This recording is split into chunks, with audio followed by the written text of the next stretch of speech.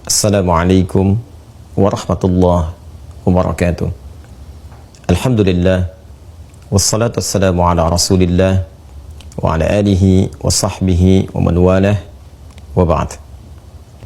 Saudara-saudariku, dimanapun Anda berada, seluruh lapisan masyarakat Indonesia yang kami cintai, seperti diketahui bahwa saat ini kita tengah menghadapi berbagai ragam musibah yang tentunya ini semua menguji ketangguhan kita dalam menjalani kehidupan berbangsa, bernegara, bermasyarakat.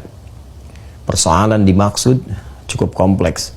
Selain belum tuntasnya pandemi COVID-19, juga ada musibah-musibah penyerta yang terkait dengan alam, baik itu erupsi gunung berapi yang aktif di area-area wilayah-wilayah tertentu di Indonesia, longsor, bahkan sebagian jembatan-jembatan di daerah ada yang terputus bahkan hancur, gempa bumi, ataupun juga persoalan-persoalan di masyarakat yang terlihat nampak semakin terpolarisasi.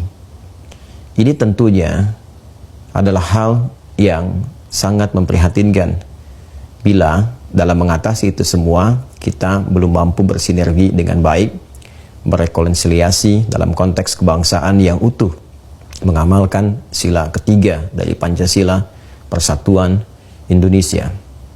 Karena itu, di kesempatan yang baik ini, saya mengajak kepada kita semua, saya, Anda, kita, anak bangsa ini, warga negara Indonesia yang baik, dimanapun kita berada, apapun posisi yang tengah kita sempati pada saat ini.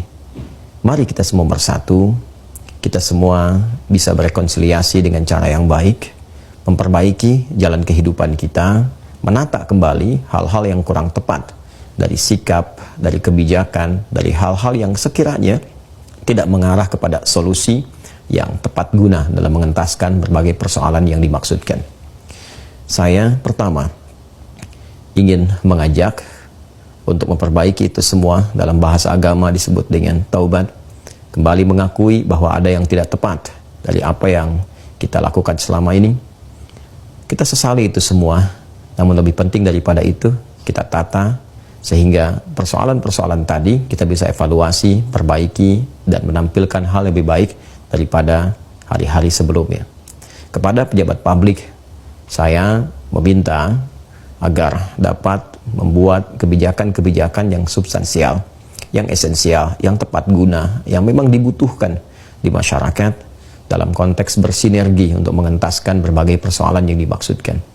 Persoalan-persoalan kecil yang tidak membutuhkan perhatian level-level jabatan besar, selevel menteri dan semisalnya, kiranya bisa diteruskan kepada pejabat-pejabat daerah atau di lingkungan-lingkungan terkait, apalagi bila yang dimaksudkan adalah kasus-kasus yang sifatnya domestik, sifatnya kecil, yang tidak harus menarik perhatian sehingga menjadi kebijakan nasional. Kepada pejabat publik, saya berharap juga agar memperbaiki narasi, komunikasi yang ditampilkan kepada masyarakat. Jangan sampai menghadirkan kata-kata, kalimat-kalimat yang justru kontraproduktif atas misi-misi yang akan dibangun. Bagaimana mungkin toleransi bisa ditampilkan, bisa dikampanyekan, namun dalam saat yang sama, kalimat yang ditampilkan, ilustrasi yang dihadirkan justru bukan sekedar kontraproduktif, tapi berpotensi menyakiti kepada bagian-bagian unsur tertentu dalam kehidupan berbangsa dan bernegara.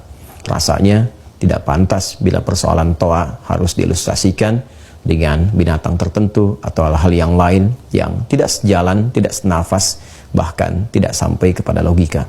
Pun persoalan-persoalan lainnya, kita tidak perlu saling menghujat, tidak perlu saling mencela, tidak perlu saling menyalahkan. Kita hanya perlu saling mengoreksi diri kita dan bertanya, apakah masih mencintai negeri ini? Apakah masih mencintai bangsa ini? Bila memang Anda mengatakan, saya Pancasila, saya NKRI, saya mencintainya, maka cinta tidak dibuktikan dengan kata-kata. Cinta dibuktikan dengan tindakan, dengan kebijakan, dengan persatuan, dan dengan sikap serta perilaku yang mulia dalam berkehidupan.